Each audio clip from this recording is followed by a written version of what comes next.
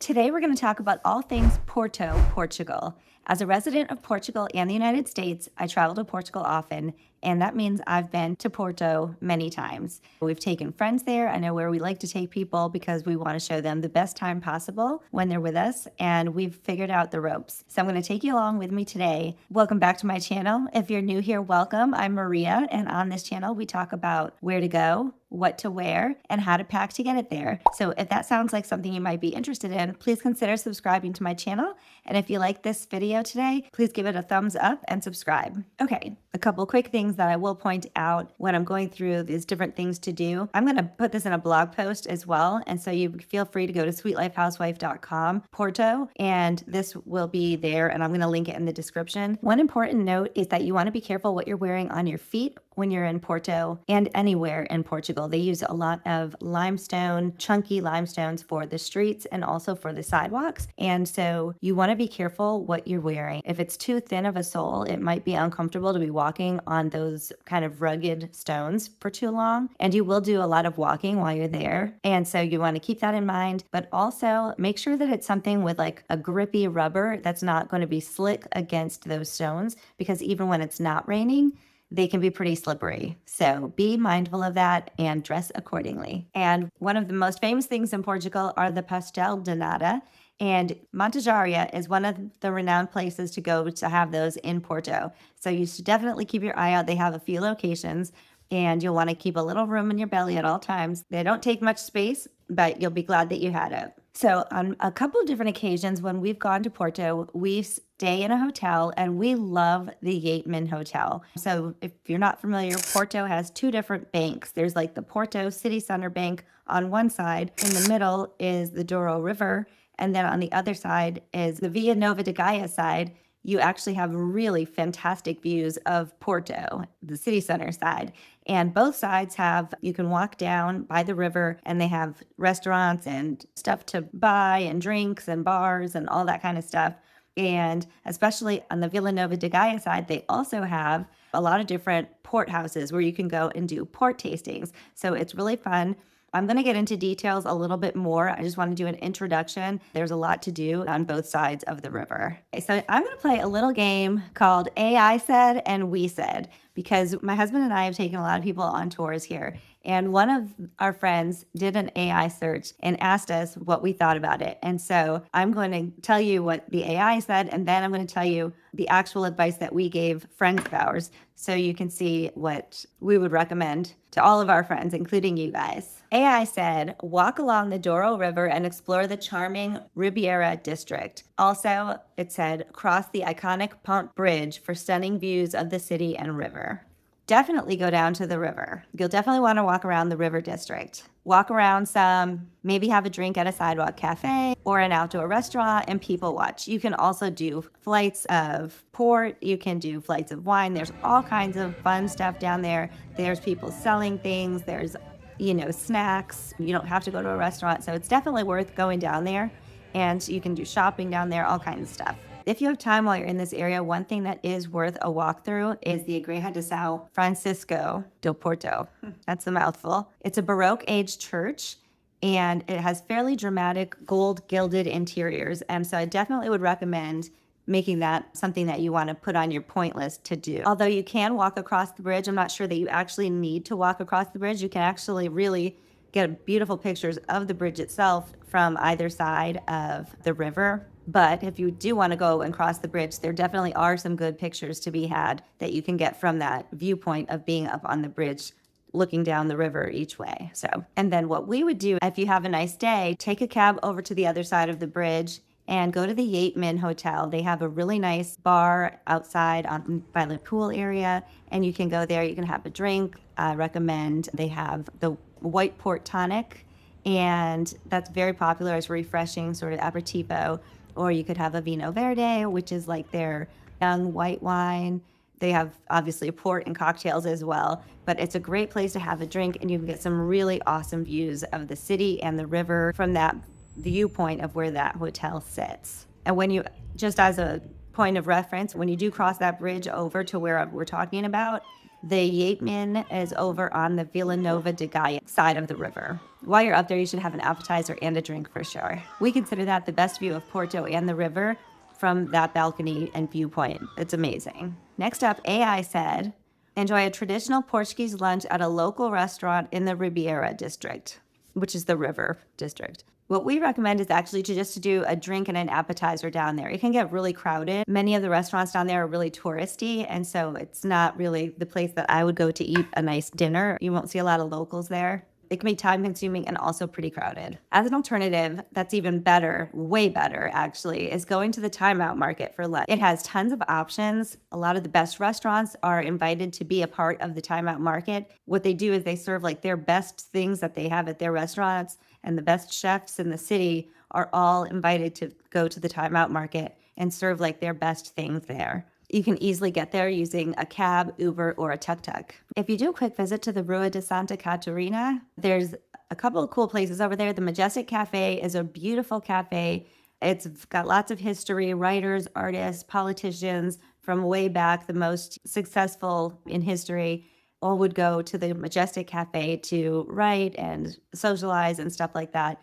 J.K. Rowling is known for having gone there to write, and actually there's a lot of Harry Potter things in Portugal, and one of them is the Majestic Cafe, that it was an inspiration for part of the stuff that she did in Harry Potter. But even if you're not a Harry Potter fan, it is a beautiful place with lots of other historic people that went there, so it's got a vibe, and I definitely recommend checking it out too. Next up, AI recommends visiting the Porto Cathedral, which is the Sé do Porto, and enjoy panoramic views of the city. Also, climb the Clerigos Tower for more breathtaking views of Oporto, which Oporto is Porto. It's the Portuguese way of saying Porto is Oporto. So we didn't like the way that they put that. There are actually two different churches in two very different parts of the city. So the way we would recommend doing it is starting out at the Porto City Hall, and you'll get some pictures with the big Porto sign, and that's always fun. The big letters that spell out Porto. On your way to the São Bento railway station, you will walk past some of the best architecture in the city. Oh, and also you'll walk past the most ornate McDonald's in the world, I think it is. And so you have to pop your head in there and get a couple pictures. I think it's 2 levels. So, you don't have to get any food, but you can go inside and just take a look around. I would check out both levels. Once you get to the train station, definitely go inside. It's some of the best representation of the Azulejo tile work that the Portuguese are famous for. And it's definitely a place you're going to want to take a ton of pictures. And it's free. Don't miss it. It's worth it. If you had to pay to go in, you should pay to go in, but it's actually free. You don't even need to pay anything. We wrote to our friends, this is must-see stuff. From the train station, you can then walk down to Clerigos Tower. Once you do get to Clerigos Tower, we actually don't recommend that you walk all the way up the stairs to the top unless you want to. If you're in great shape and you want to do that, there are great views up there.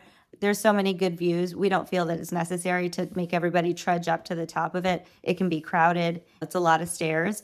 And also, there are so many other places that are less crowded. And I think you even have to pay to do that, which is fine if it's worth doing. You can walk downhill to the Vitoria viewpoint, which is called Miradoro de Vitoria. It's actually free and much less crowded.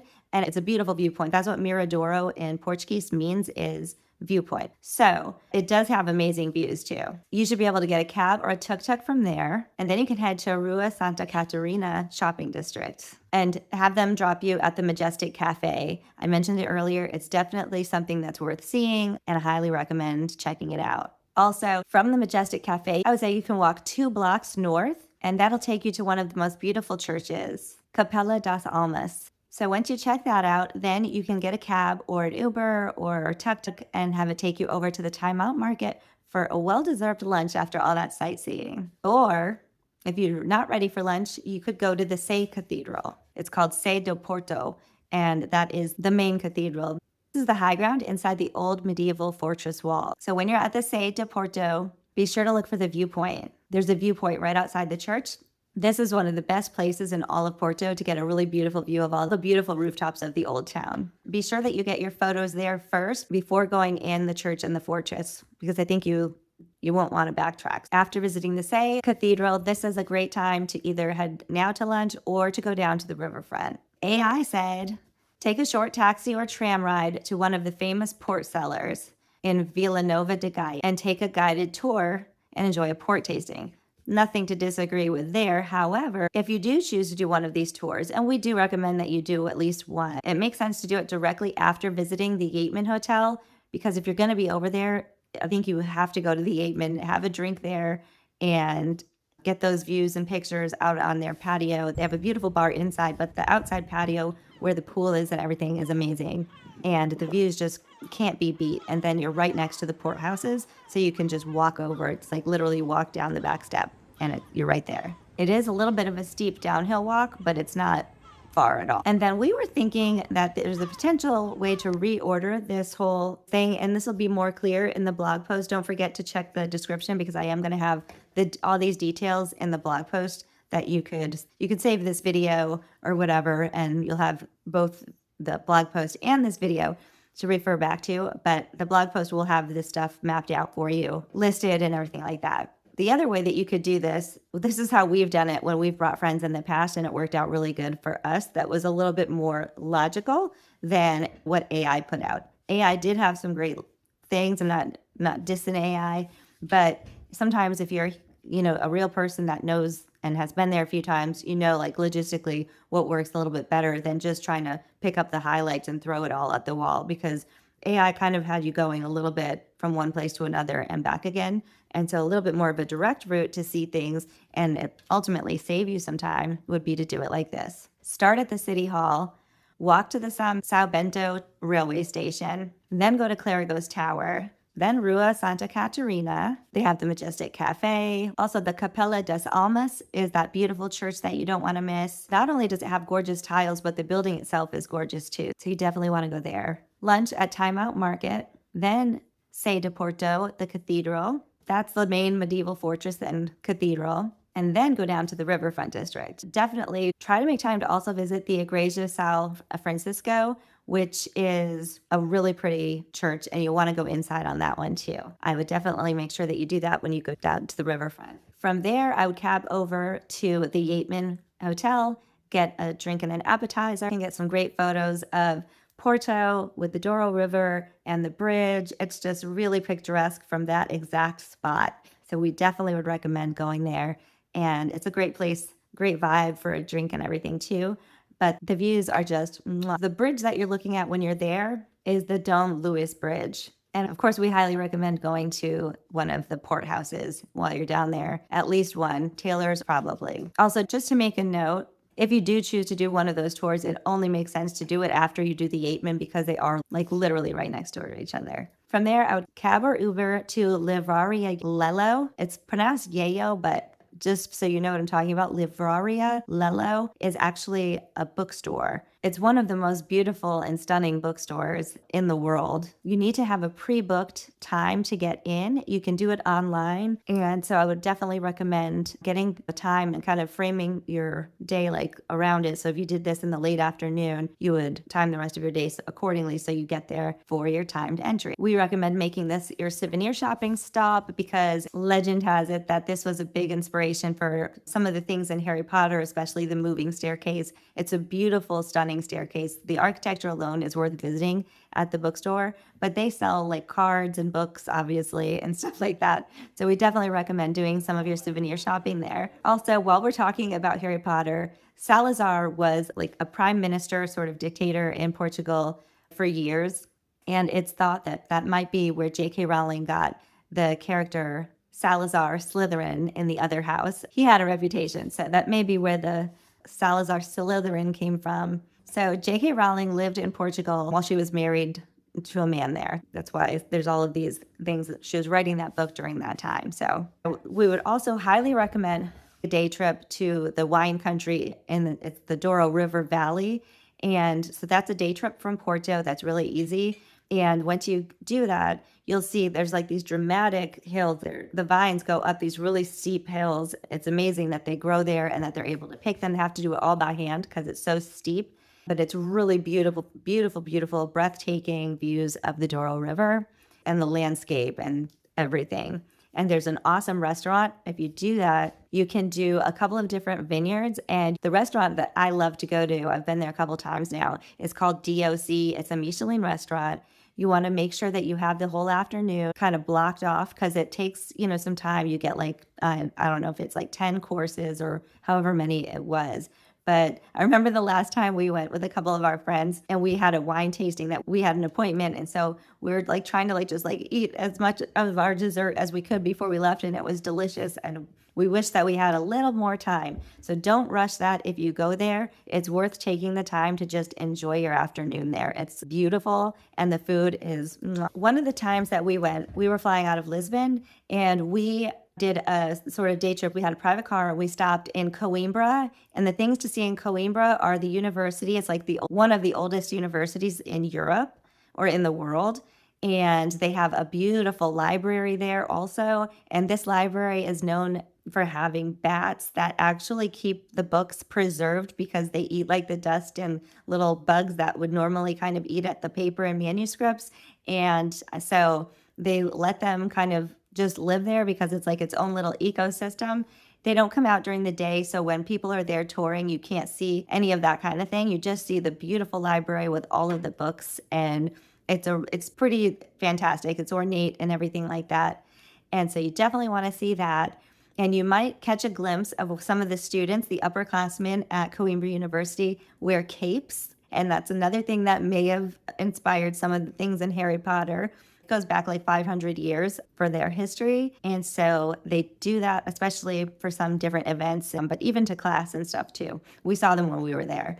After Coimbra, you can go to Obidos, and Obidos is really cool. Obidos is a medieval walled city, but it's in amazing condition. It's so well preserved. It's really something to see. It's just also known for the cherry liqueur ginja, and they have little it's like a little tiny old medieval town, and you walk through and there's stores, there's different restaurants and candy stores, and they have these little stands that you can get little cherry liqueur shot.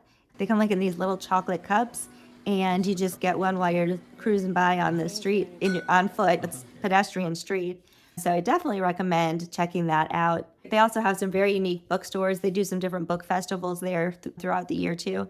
It's definitely a cool place to see if you have the opportunity, and you can do that. From Porto, you could do the same thing we did, which was Coimbra, Obidos, and then Lisbon. And if you want to see more about Lisbon, I'm going to be doing that video next. You can check that video out here. Thanks so much for watching.